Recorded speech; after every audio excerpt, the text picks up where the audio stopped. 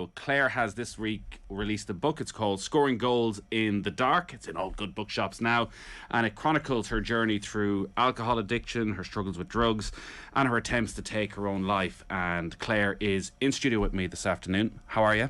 I'm very well, thank you. Thanks for having me on. I should point out that you're only 27 years old. There's a lot of living in this book, and there's also maybe a lot of living that was missed out on during your journey. Yeah, of course. I tried to kind of cap everything that had happened over the last number of years in the one book, which was, there was a lot of stories that I didn't put into the book as well. I just wanted to try and paint a picture on what it was like, living with a poor mental health and living life through my addiction, and where it can take you. And it's easier for me to kind of speak about it now when I'm in a good place, but I think the book captures what it's like to have a suicidal state of mind, and living life through addiction and poor mental health as well. So and it really does capture that. It's not an easy read.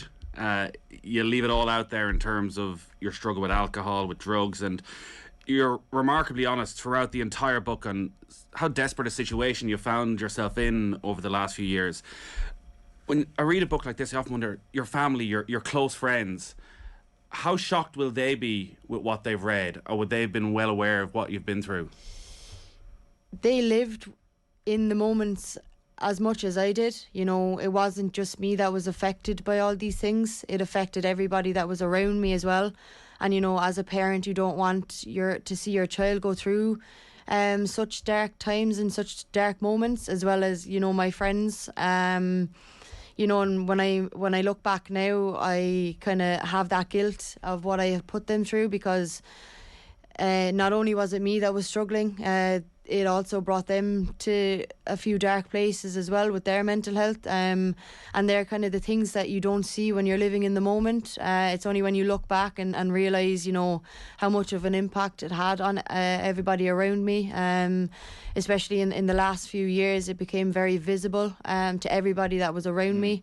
Not even the people closest to me, but parents of other players that were on the teams that I was involved in, and fans and supporters. It had an impact on a lot of people. And I actually bumped into someone from the FAI yesterday. I was at the Aviva Stadium for the Ukraine game, and they had mentioned it to me, and how they found when I went missing, and that they were on the edge of their feet, that are on the edge of their seat. And even hearing that now, you don't even realise, for me, I don't realise how much of a broader scale it had affected until I hear or have these conversations with people. So yeah, it affects everybody, and I'm in a situation now where I can kind of look back, and people, and my family in particular, can be really proud of how far I have come, and for me to be proud of where I have got myself and how I managed to get myself out of those dark times.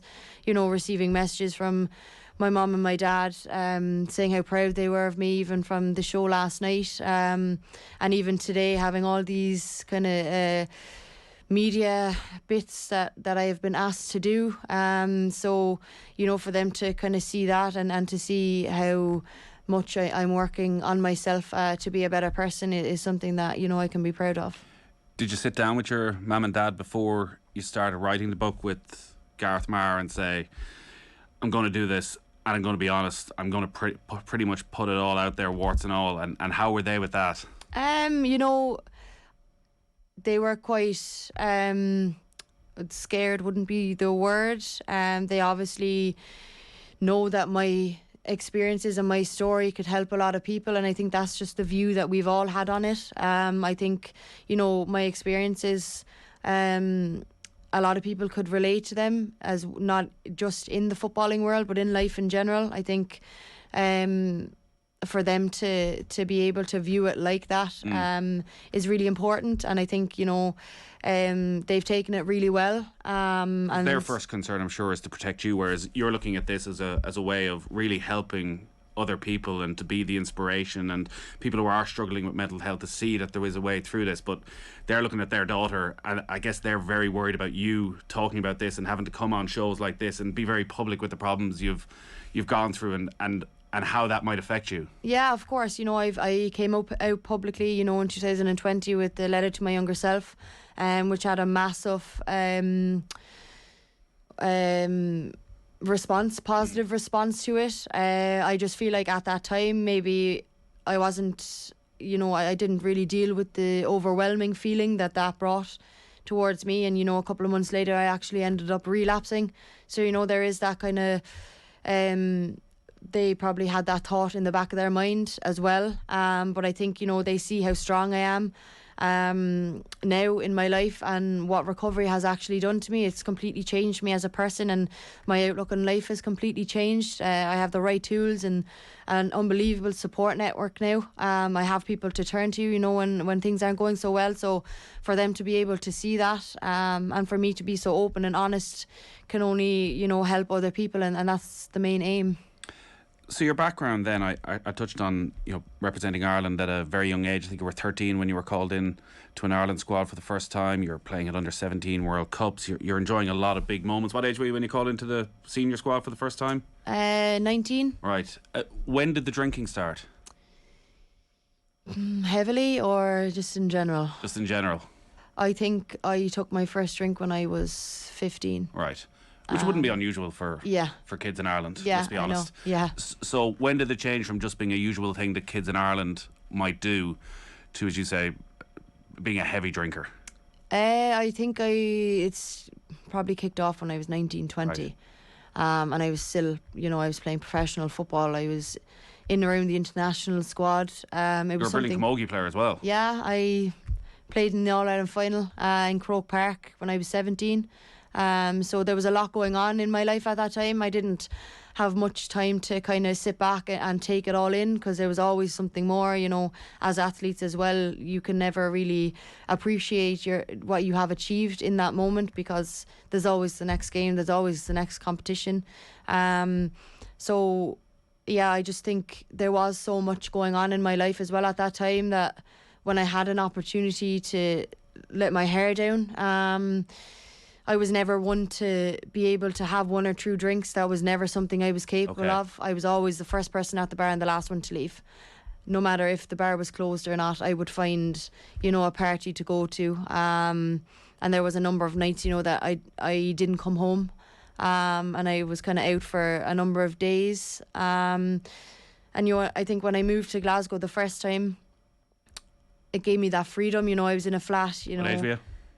19. Right, so that was when it really kicked off. Yeah, so I was in a flat, you know, it was the first time I had lived out of home. I had too much freedom. I think I wasn't mature enough to look after myself. I just took full advantage over the fact that my parents weren't around, even though I was playing professional football. That didn't really trigger anything. You know, all I wanted to do was go out and meet new people, and it just kind of overpowered and took over my life, really, at that point. So when you've been reflecting, there was no one moment that suddenly sparked a change in your personality. It just sort of grew and grew, and you're quite clear early on in the book that, like, there was a lot of stress around being a dual star. Like, you excelled at many sports, and trying to balance the camogie and the football, you were being pulled and dragged in a lot of places. That seemed to be, at that young age, a big strain on you.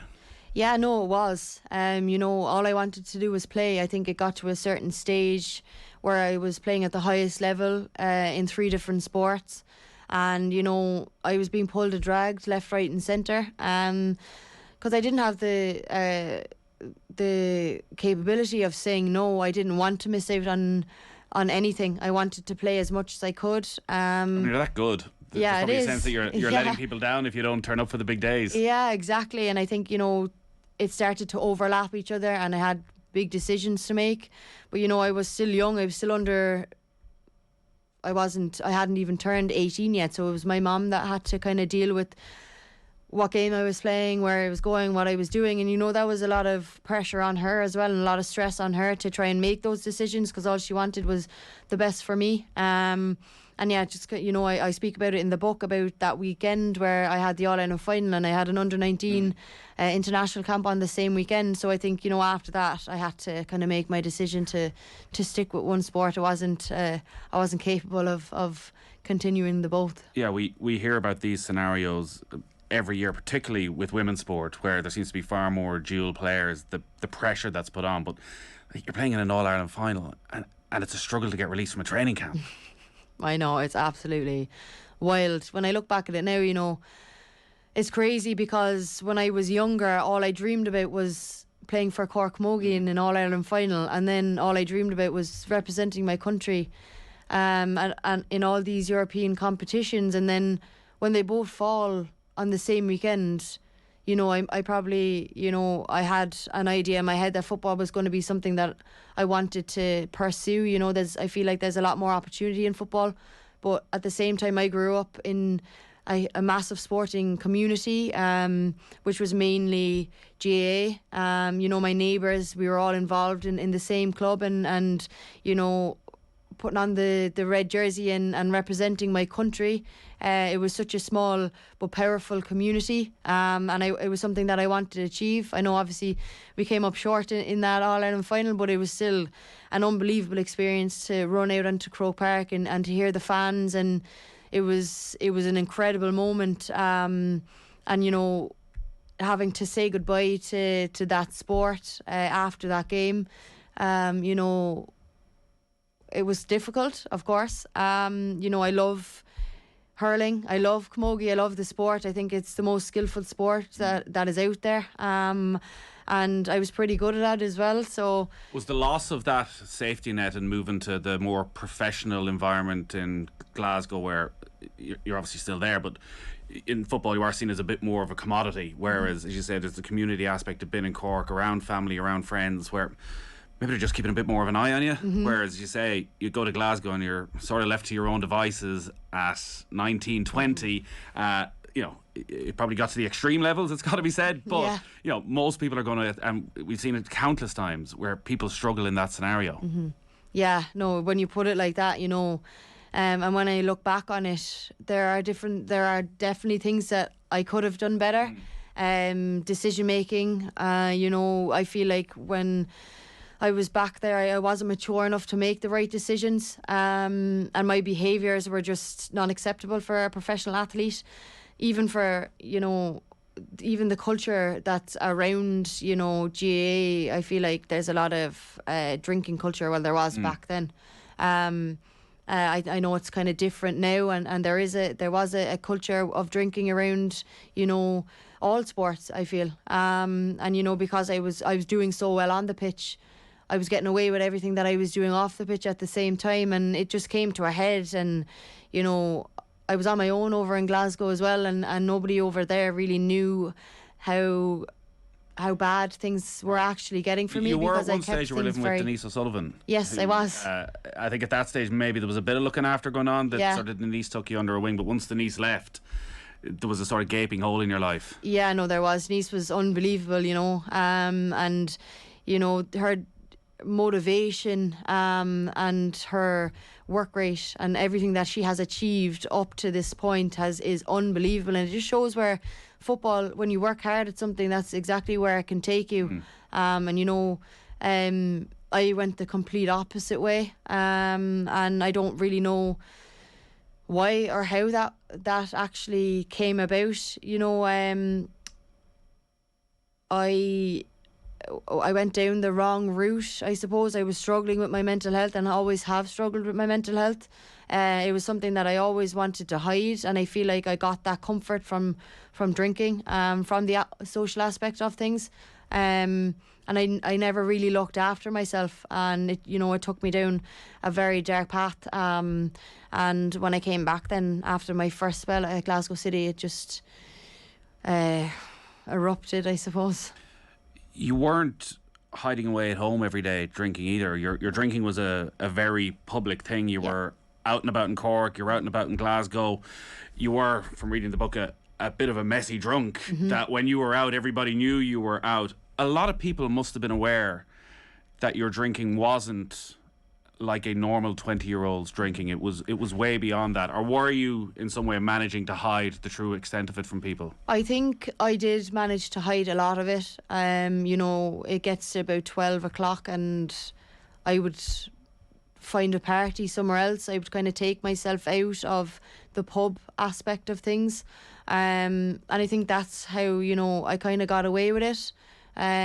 But, you know, coming into the last few years of my drinking, the last 2 years in particular, it was very, very obvious to a lot of people with where it was taking me. And did many people try and intervene? No, Amanda Budden intervened, Right. and she told the management at Cork City. I turned up to a game from the night before, and you know. And why do you think more people didn't intervene if so many people had an idea that there was more going on than just having a few drinks? I don't know. I really, I can't answer that question. Because looking back now, I was an absolute mess. And it was very physical. It wasn't just a mental thing with me then at that time. I think I had overdone it to a point where I lost my hygiene. Like I found it hard to even have a shower or brush my hair. Right. My eating habits were all over the place. You know, I was smoking weed, and then the drugs started to come into play. And you know, you don't realise at the time the long-term impacts that has on you.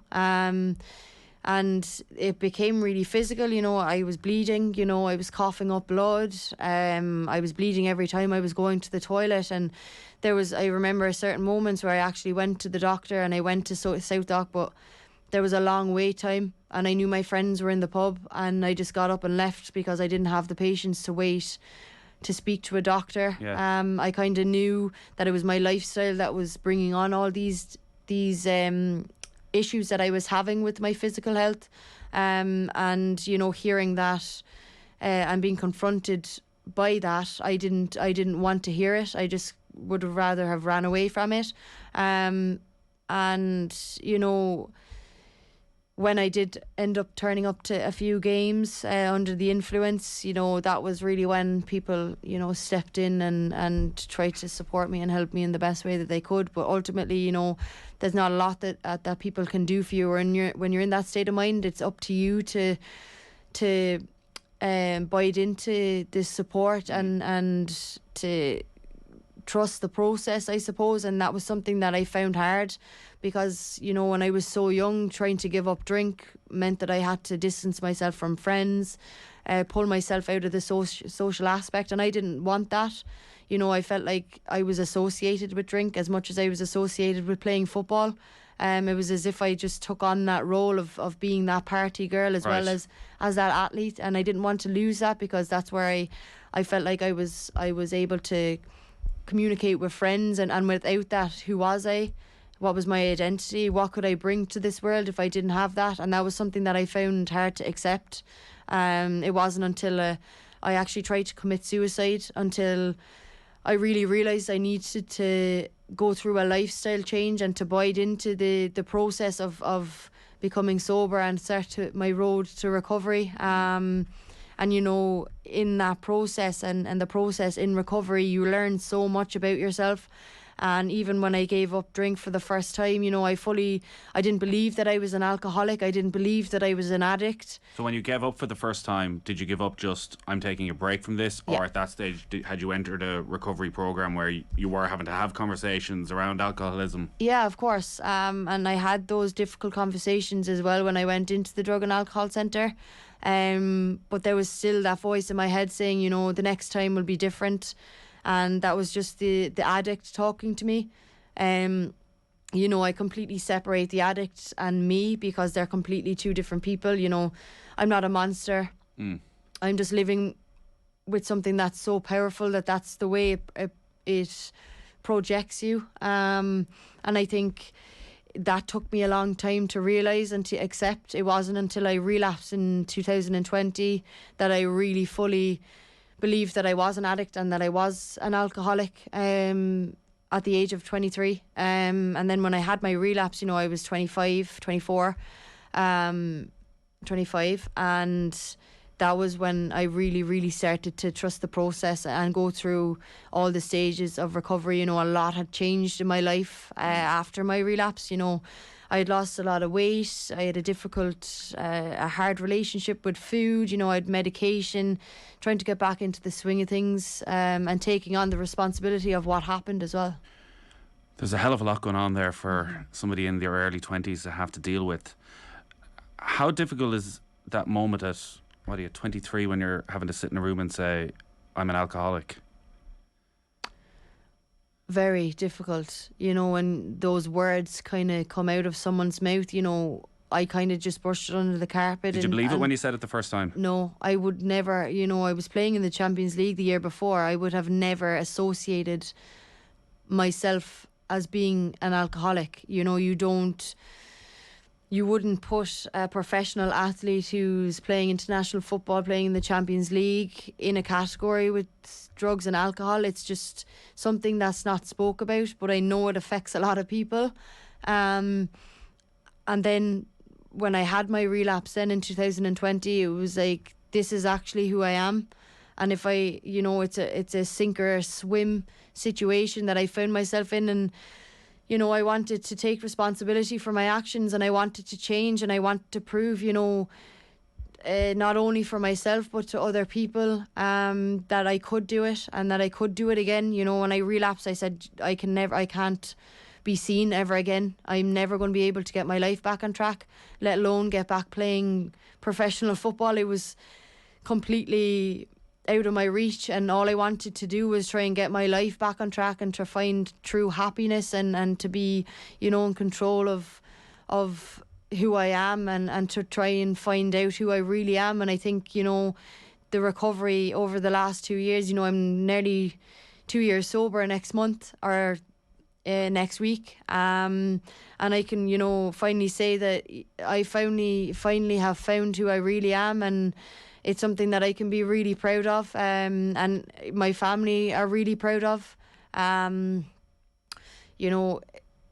It's just crazy the way life brings you, I suppose. Without all my struggles, without football, I wouldn't have been able to write my book. I wouldn't be able to inspire people to speak out about their mental health, their addiction issues. Football has given me some unbelievable memories. It's given me cup finals, league titles. I've travelled the world. I've met some unbelievable people, but it's also given me my life back, and I'm forever grateful to still be in this position. And I think I still have a lot to give with football, and I have a lot to look forward to over the next number of years. You certainly do. I think one of the things that makes this book so powerful is how relevant it all is, and how recent it all is. You're not writing this when you're 50 and looking back in hindsight. Like, all of this has happened over the last couple of years, and I'm wondering, did that make it more difficult when you touch on going to the Aviva Stadium and meeting an FAI official? Like, there's an awful lot of people who read this and remember those nights out. Like, you don't hold anything back. Like, there's no glamorous side to this. It's very clear of going into a pub and falling over and knocking over a table of drinks in front of all your friends at 3 a.m, and them all sort of raising their eyes, having gone, here she goes again, and sort of having to put up with it. But also, even from a footballing point of view, like, there's a couple of remarkable nights out of, you'd already made your Ireland debut, but you weren't in the squad, and I think you went over to Amsterdam to famous result against the Netherlands, and the return game, and basically you go out drinking before the game, but because you're a former part of the squad, you're in the seats with the FAI officials and all the family and friends, and you're completely out of it, to the extent that you're walking onto the pitch at the end of the game and hugging Katie McCabe with a lot of drink on you. It gives me goosebumps. I still get the fear sometimes about all my actions, I suppose, but there's nothing I can do about that. All I can do is learn and to bring it forward with me, and to make sure it never happens again. Like, that would have been something that would have been easy to leave out of a book. You obviously just wanted to make sure that it was all there. I wanted to make it as real and as honest and as open as I possibly can. I think, I've held on to this part of me for so long, and I finally found a place where I've been able to be open and to be honest, and it's a weight off my shoulders as well. I've nothing to hide. I find myself in coming out of my comfort zone quite a lot over the last few days. Sitting here and talking about my experiences is something that I would have never done previously, because I've always had that hold and that part of me that I didn't want to show. Whereas now, I know that my experiences can help so many people, and well, I hope it can help so I'm many sure it people. will. And that's, something that I can learn from as well. I'm not going to perfect everything in my life. There's going to be things that happen that are out of my control. It's just how you manage and how you deal with them going forward is something that I've realised. Katie McCabe writes the foreword in the book, and you're of a similar generation, and you mentioned playing with Denise O'Sullivan, and you see the buzz that's around the women's game at the moment. When you look at where you were and where they were at 18, 19, how does it sit with you at the moment, not being a part of that? You know what? I applaud anybody who is at the top of their game. I applaud anybody who plays international football, professional sport at that, because the demands, the pressures, the expectations, the lack of game time sometimes, then there comes the injuries. All these things have an impact on someone's mental health, and how they control it is beyond words. And constantly being in the limelight and trying to perform to the best of their ability. There's a lot that goes on in professional sport that people don't see. And I applaud anybody who's capable of doing it, and what the girls have done over the last number of years has been unbelievable, and I'm their number one supporters, and they know that. I'm always there. I'm always, watching the games, and I'm always, sending messages of wishing them good luck, and it's just unbelievable where the game has actually gone. And so, when I was going through all these difficult times, I would have loved to have been there with them, but I think life works in mysterious ways. And for me, I just went down a different path. Everyone's journey is completely different. And I still have a lot more to give to football. By no means is my journey with football over yet. I just have to take each day as it comes, and work as hard as I can on the pitch and off the pitch, and to become the best person as I can, to become the best version of myself, I suppose. What Katie has done with her career is just unbelievable. She's a remarkable woman, and I'm very good friends with Katie as well as Denise and the rest of the girls, and they've just taken the sport and football in Ireland to a completely new level, and all I can do is applaud them for what they have done. You touched on it there a couple of times, the relapse, and your path to recovery hasn't been a straightforward one, and I think maybe for a lot of people the first time they might have heard your name, unfortunately, was when suddenly word went around on social media that you'd gone missing, and an awful lot of people were incredibly worried. In Glasgow, you'd gone for a night out, and you hadn't come home. Can you talk about what happened there and what's happened since? So that night, it was an outer body experience really for me. I couldn't accept the fact that I had relapsed. I had nightmares about relapsing, and then all of a sudden I was living these nightmares. I couldn't accept that it had brought me so low again. I couldn't accept the fact that I had gone through a year and a half of working so hard on myself, getting myself back into the international setup, getting my first start, and 3 weeks later I was back drinking again, and a couple of weeks after that I was back taking drugs. And what sparked it? Lockdown. Right. I lost my identity again, I think. Out of the routine and the rhythm of training. Out of the structure. I was sleeping all day, up all night. I think it hit a lot of people really, really hard. And I think the drinking culture actually was massive during lockdown. You had these Zoom quizzes. You were onto all your friends on Zoom calls, etc. And, I just found myself in a downward spiral again, and I couldn't accept the fact that it was happening. I completely forgot about all the hard work I'd put into myself and getting sober, and I found myself extremely suicidal. And when you're in that mindset, it's very hard to come out of. You're probably, I presume, pretty much isolated as well at that completely stage. Isolated, yeah.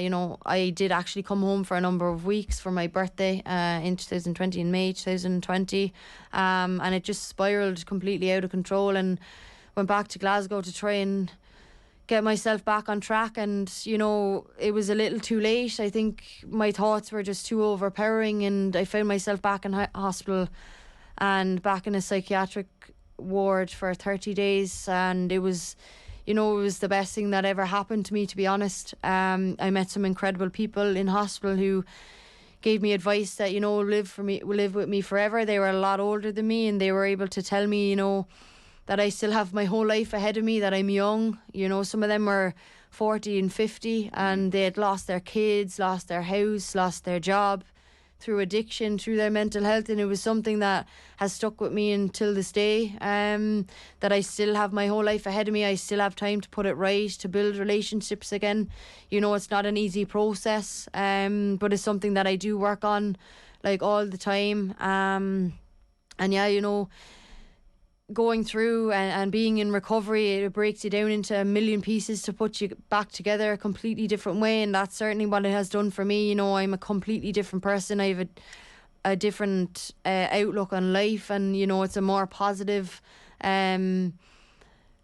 way of living, and I'm really enjoying myself at the moment. You know, I know football hasn't gone the way I would have liked, but in terms of general life, I'm the happiest I've ever been, Right. and I can be honest and open with how I'm feeling at the moment, and I think that's a comfort in itself, to be able to be in that position to do that, because I know a lot of people find it very hard to open up and to be honest, and, you know, I just want to be that role model for people who are struggling to be able to have that voice.